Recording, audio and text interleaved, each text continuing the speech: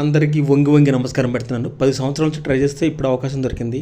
ఇప్పుడు నేను పాట పాడి అందరికీ ఆగ్ లగా దేంగే. ఇంకెందుకు మొదలు పెడదామా?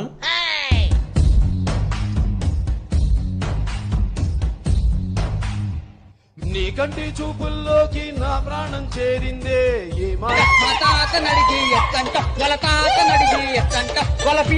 हम तेरे बिनु अब रहना है सकते ఇవాళ చెప్తున్నాను ఓపెన్ గా ద మోస్ట్ రొమాంటిక్ వాయిస్ ఉన్నట్లు దాన్ని ప్రదర్శించావు, చాలా బాగుంది.